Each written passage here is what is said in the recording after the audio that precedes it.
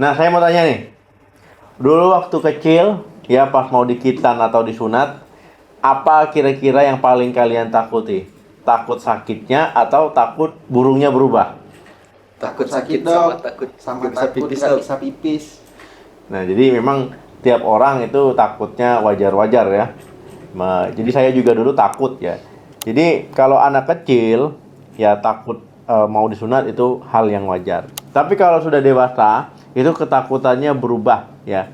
Jadi banyak pria yang dewasa yang belum disunat atau baru mau sunat bertanya gini ya, dok, kalau saya disunat nanti pengaruh ke kesuburan nggak? Nah, jangan-jangan nanti malah jadi mandul.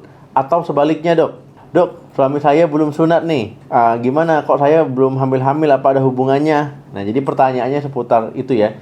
Apa karena itu atau gimana? Nah, jadi isu khitan ini memang sensitif tapi sangat penting. Nah, apakah memotong kulup itu bikin sperma jadi super atau malah sebaliknya? Ayo kita bahas sampai habis. Assalamualaikum warahmatullahi wabarakatuh. Halo teman sehat, jumpa lagi dengan saya Dr. Sadam Ismail. Jadi khitan atau sirkumsisi adalah prosedur medis untuk membuang kulit penutup ujung penis atau proboscium. Nah, di Indonesia ini hal yang sangat umum, tapi pertanyaan medis terbesar adalah apakah khitan berpengaruh pada kesuburan pria? Apakah pria yang disunat pasti jadi lebih cepat punya anak dibandingkan yang tidak? Nah, jadi saya jawab dulu ya pertanyaan intinya ini. Baru nanti kita bahas ya manfaat kesehatan lainnya. Nah, jadi pertanyaannya apakah khitan berpengaruh pada kesuburan? Jawabannya secara medis adalah tidak berpengaruh secara langsung. Tapi sangat berpengaruh secara tidak langsung. Nah, jangan bingung ya. Jadi khitan itu tidak akan menambah jumlah sperma kamu. Jadi pabrik sperma itu letaknya di testis atau di buah zakar. Nah, sedangkan khitan itu hanya memotong kulit di ujung penisnya. Nah, jaraknya jauh ya. Jadi membuang kulup tidak akan membuat pabrik testis tiba-tiba memproduksi sperma jadi berlipat ganda. Pria yang tidak disunat pun bisa sangat subur asalkan testisnya sehat. Intinya di testisnya yang sehat. Nah, tapi secara tidak langsung, khitan ini menjaga kesuburan kamu tetap aman. Nah, jadi kulit kulup yang tidak dibuang itu tempat persembunyian bakteri atau kuman. Nah, jadi bakteri ini bisa naik ya ke saluran kencing kamu, lalu menginfeksi saluran kemih kamu, sperma kamu ya. Nah, bisa terjadi penyumbatan. Nah, kalau saluran buntu atau ada infeksi ya, pria bisa mandul. Nah, dengan disunat resiko infeksi jadi hilang atau menurun ya. Saluran sperma tetap lancar, tetap baik, tetap sehat. Nah, selain itu ada kondisi khusus bernama phimosis, yaitu kondisi ketika kulit kulup yang sempit ya. Nah, itu nggak bisa ditarik. Kan normalnya kalau kita belum disunat kan bisa ditarik seperti ini ya. Nah, tapi dia nggak bisa macet. Nah, kadang anak-anak itu ada yang saat mau pipis atau orang yang kena phimosis itu saat mau pipis dia gembung dulu, baru keluar airnya. Nah, itu. Nah, ini bisa bikin sakit saat ereksi ya dan susah berhubungan intim. Nah, kalau tidak bisa penetrasi ya itu jelas ya, itu tidak akan terjadi kehamilan. Nah, dalam kasus ini, sunat adalah solusi mutlak agar bisa punya anak, ya kalau seandainya mengalami kondisi tadi. Jadi kesimpulannya, sunat bukan obat penyubur, ya tapi pelindung kesuburan. Nah, yang perlu para pria tahu, yang ada manfaat tentunya dari khitan atau sunat untuk kesehatan. Terlepas dari ya soal anak ya, teman sehat wajib tahu kalau khitan punya segudang manfaat medis lainnya. Dokter ya di seluruh dunia merekomendasikan ini bukan tanpa alasan, bukan karena ikut-ikutan, bukan karena FOMO ya. Nah, jadi ada beberapa poin yang perlu teman-teman ketahui. Pertama, itu menjaga kebersihan. Nah, jadi membuat higienitas itu maksimal. Nah, ini manfaat yang paling nyata. Jadi pria yang tidak disunat memiliki celah di bawah kulupnya yang lembab ya. Di sana sering menumpuk kotoran putih bernama smegma. Nah, jadi seperti putih-putih gitu ya. Nah, smegma ini campuran sel kulit mati, ya minyak dan juga sisa urin. Nah, baunya tidak sedap dan jadi sarang kuman. Nah, dengan disunat ya, kepala penis jadi terbuka dia ya, terlihat ya tidak ada tempat ngumpet lagi buat kotoran. Nah, itu membersihkannya pun jadi sangat mudah. Cukup dibilas air ya saat mandi ya atau disabun saat mandi.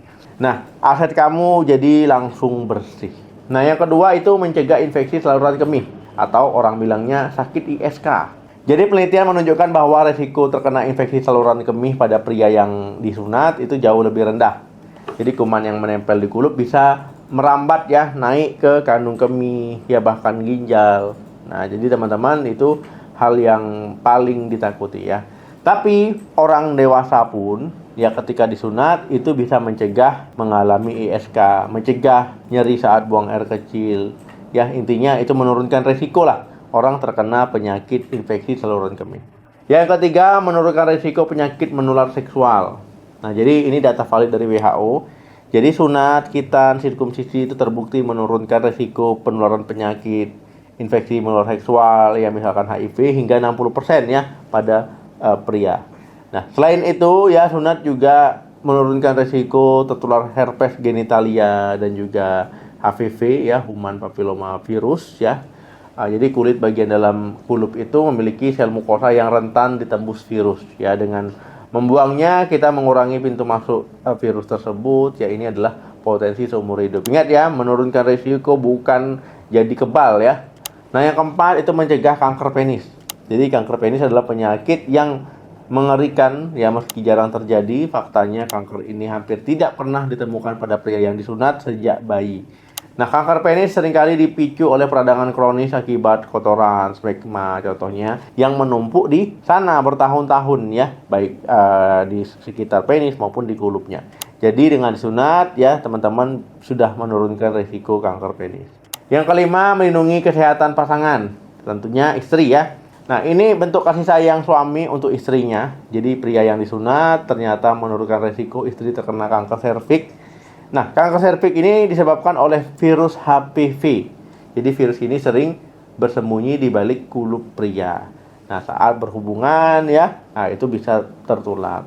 Nah, jadi dengan dibuang, ya ini menurunkan risiko teman-teman terkena kanker serviks. Jadi teman sehat ya, sudah jelas ya, faktanya kita memang tidak menambah jumlah sperma secara langsung, tapi dia menjaga jalan spermanya bebas hambatan dan juga mengurangi risiko infeksi.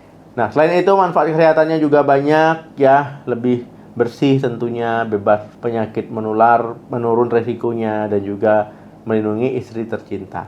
Nah, bagi pria dewasa yang belum sunat, jangan ragu-ragu untuk berkonsultasi ke dokter ya untuk segera disunat.